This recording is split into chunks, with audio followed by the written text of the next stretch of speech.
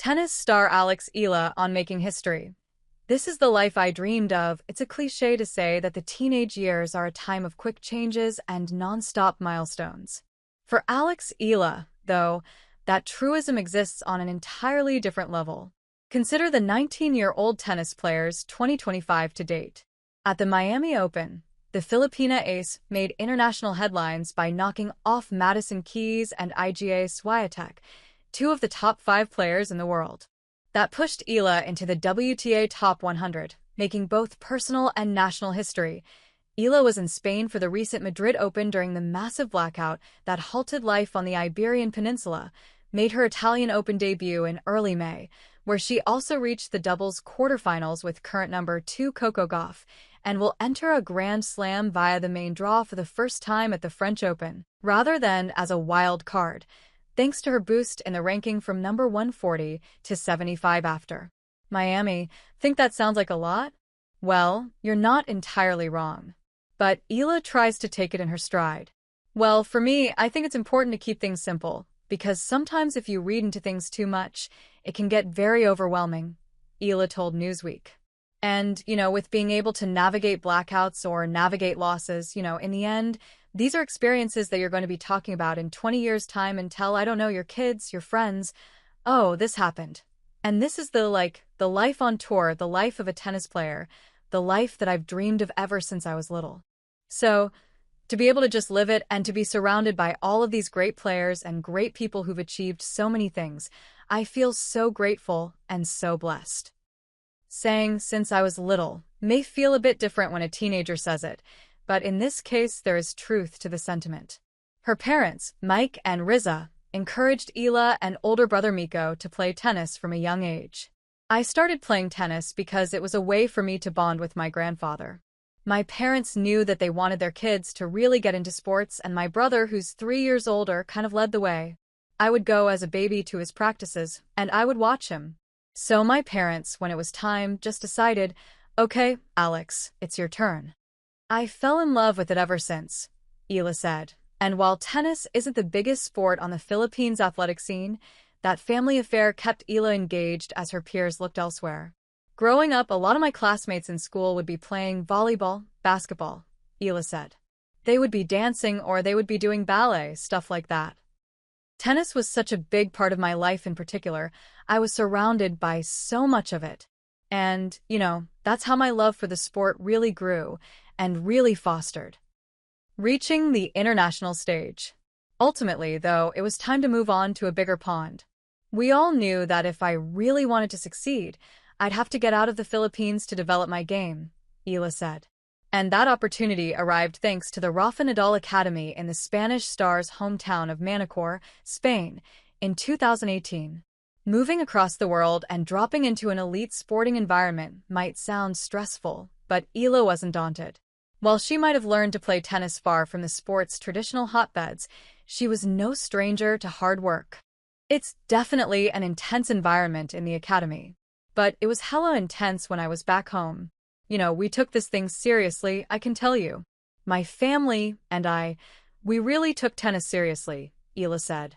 I used to wake up at, 4:45. I was in the gym by 5 a.m. at, 12 years old.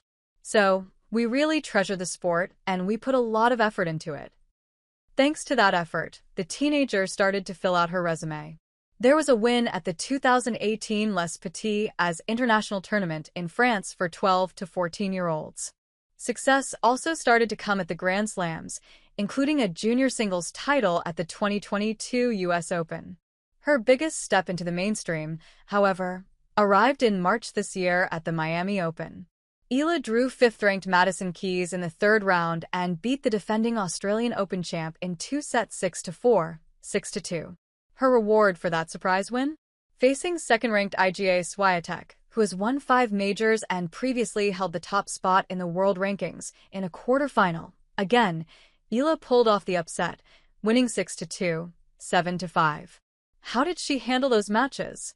While it's tempting to read into the rankings and make major adjustments to compensate for the star power across the net, the teenager trusted in herself. It always has to be a balance, Eala said. A balance of being demanding with yourself and being confident while also being humble and seeing other great players. And they can, if you're down in the score or if they're making good winners, it's because they're good players too. But at the same time, you cannot think about all they've done. Oh, they're a 4-time Grand Slam, 5-time Grand Slam winner. Those are things that I don't think about when I go up against them because in the end, you can play someone who's ranked 150 and they're good players too. Tennis is an ever-changing game, ever-evolving game. And, things can happen. One major thing that happened to Eala was making history. On the back of those 2 wins, she broke into the WTA top 100 rankings. Beyond the personal milestone, she was also the first Filipino woman to cross that plateau. That reality isn't lost on Eala, who, despite her young age, is carrying her home country's flag on the global stage. It's such a blessing to come from where I come from because I feel the Filipino community is like no other, she said. We're so proud of our roots and our culture. For me to be able to bring that out and to expose it to the tennis world and the international scene, this is such a blessing for me to be able to do that. Staying true to oneself. Another benefit of her ranking, which rose to 69 after Rome, is automatic qualification into the main draw of the French Open, also known as Roland Garros, in May, which will place Eala squarely on the world stage. The tournament's iconic clay surface does pose a challenge. It is unique among Grand Slams, but Eala isn't looking to make any drastic changes, despite being knocked out early from the recent Italian Open, also played on a clay court. There's always going to be a couple of tweaks, but not in terms of changing your whole game, the left-handed player said, speaking to Newsweek before her defeat in Rome. Personally, it's important that I stay true to my identity as a player. And I feel that's when I'm most effective. But yeah, I think being comfortable on clay is super important. And what's going to get you to that stage is the amount of hours that you spend on the surface, because in the end, most of the year is on hard court. And while results, especially at Roland Garros, do matter, there's a bigger picture beyond any one tournament. Ultimately, sports are cyclical. No one can stay atop the mountain forever. While that may seem cruel, it is also fair as everyone will get their shot, and the best will rise to the top. That leaves Eala at a crossroads, where she's both claiming the spotlight for herself and laying the foundations for the young girls who will come after her. The little girls are the best fans, she said.